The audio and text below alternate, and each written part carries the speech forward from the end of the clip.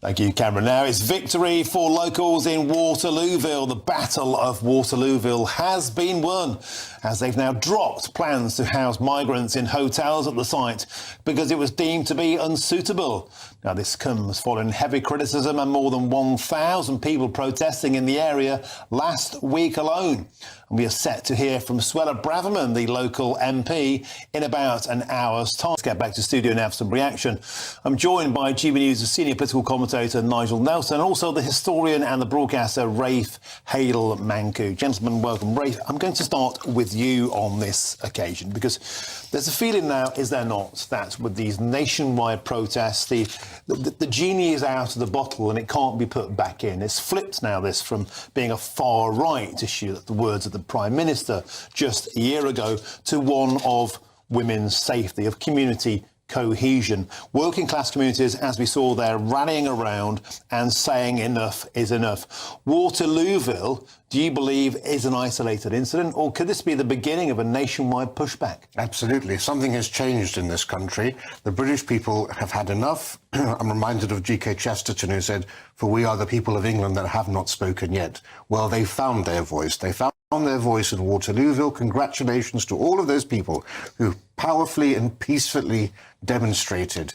And you are going to see a sea change now, because it takes a lot. The British people are some of the most tolerant in the world, but they have seen their towns deteriorate and change beyond all recognition. They see the safety issue to their wives, their daughters, their sisters. We've had horrible accounts of things that have happened. But it's also the injustice. They see people waiting on housing lists. Suddenly they are leapfrogged over by people who've just arrived and are given priority and given luxury housing. That sticks in the craw. It goes against the idea of British fair play.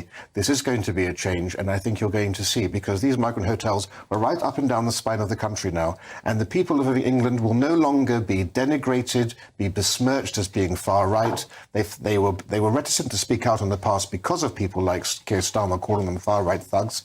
They're not buying it any longer. They're coming out and they're going to be speaking about this increasingly. And it's going to get worse, because when you clear out migrant hotels, people think that's the solution. These people are going to be going into private accommodation. It's one thing to have migrants on a golf course on the outskirts of town. When they're leaving there and they're living right next door to your families or across from a primary school, it's going to become an even stronger issue in the months and years ahead. And just to repeat that was retail units there. We said it was an asylum hotel. They're retail units above shops, basically flats above shops, being converted into accommodation for asylum seekers. Rafe, I wanted to ask you about an excellent point you made about containment camps, because Kemi Badenoch yesterday ruffled a few feathers, saying, why are we even putting people in hotels at all? What about in camps? You got involved because you have familial experience of this in the past, and you believe that containment camps could be a great idea. Yes, so we should be emptying not just the hotels, all private accommodation. We have 30,000 migrants in hotels. We have around 70,000 already in private accommodation.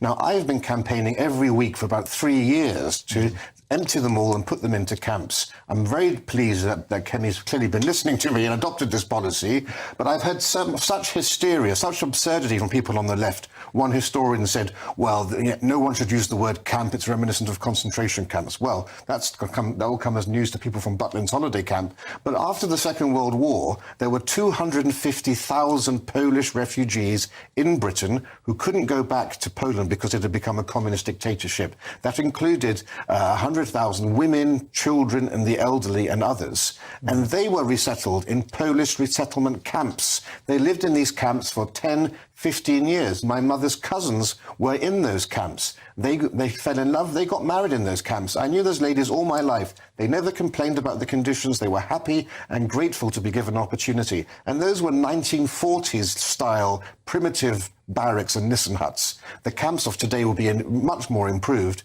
And for heaven's sake, our British armed forces are being housed in military barracks and camps. If they're good enough for our young men of fighting age, they should be good enough for these young men of fighting age, rather than putting them into four-star luxury hotels when many of them come from extremely disadvantaged backgrounds, where essentially a one-star hotel would be a palace for them.